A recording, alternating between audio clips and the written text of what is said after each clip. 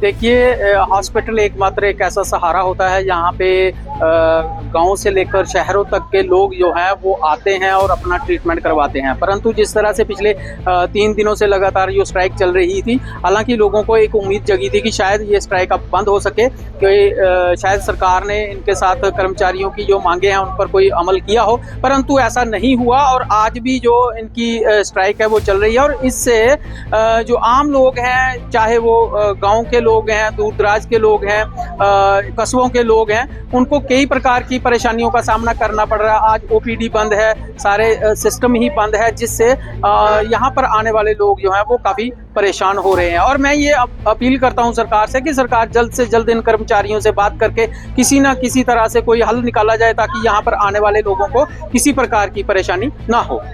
देखिए, पिछले कुछ दिनों से सांबा के हॉस्पिटल में ये ऑल जे&के मेडिकल एम्प्लॉइज फेडरेशन की तरफ से एक 2.5 दिन की इनकी जो सैलरी काटी गई है उसको लेकर एक एजिटेशन जो है वो की जा रही है, जिसके चलते इन्होंने अपना कामकाज जो है बहुत बंद रखा है। हालांकि इमरजेंसी जो है वो चलाई जा रही है, बाकी जो ओपीडीज वगैरह हैं वो बंद कर दी गई हैं।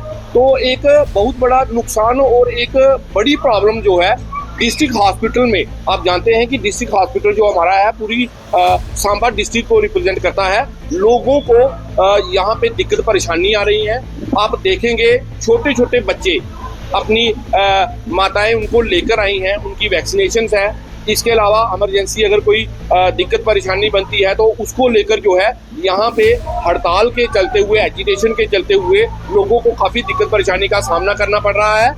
दूसरा, ये हॉस्पिटल में एम्प्लॉइज जो बैठे हैं, एक जेन्युइन सी इनकी डिमांड है कि जो पिछले टाइम से 2.5 दिन की पे इनकी रेगुलर गवर्नमेंट देती थी उसको बंद कर दिया गया है। आखिरकार किस वजह से इस 2.5 दिन की पे को बंद किया गया है? क्या यूटी बनने के ये कुछ फायदे हैं जो हमारे लोगों को दिए जा रहे हैं? ये वो एम्प्लॉइज हैं जो कोरोना के टाइम गवर्नमेंट इनको कोरोना वॉरियर बोलती थी, भगवान का रूप बोलती थी, और अपनी जान पे खेलकर इन लोगों ने हमारे लोगों की जानें बचाई हैं और लोगों के बीच में गए हैं। लेकिन अब जब इनकी बात आई है तो गवर्नमेंट अपना पल्ला झाड़ रही है।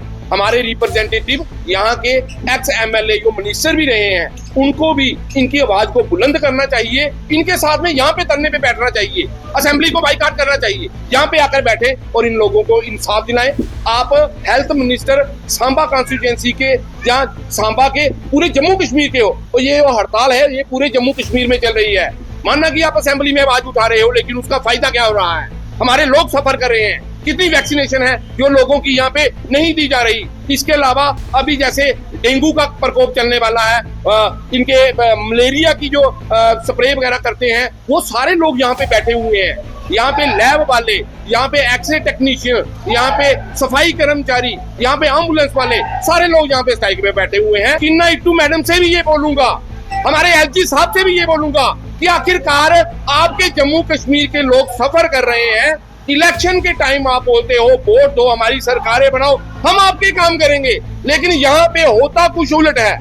यहाँ पे अपनी तनख्वाहें बढ़ाई जाती हैं, लेकिन लोगों के बारे में नहीं सोचा जाता, इन एम्प्लॉइज के बारे में नहीं सोचा जाता, जो जान पे अपनी जोखिम में डालकर लोगों की सेवा कर रहे हैं। मेरी हाथ जोड़कर विनती है एलजी साहब से, स्किन्ना इट्टू मैडम से, कि इन लोगों की आवाजें सुनी जाए, इन लोगों की जायज डिमांडें सुनी जाए, उनको पूरा किया जाए और लोगों की दुख परेशानी जो बनी है इसको खत्म किया जाए। धन्यवाद। मेरा नाम शिखा समयाल है। मैं अभी इस टाइम डिस्ट्रिक्ट हॉस्पिटल सांबा में हूँ। मुझे चेकअप करवाने के लिए यहाँ पे आना था और मुझे डॉक्टर सर्जन भारत भूषण को चेक करवाना था।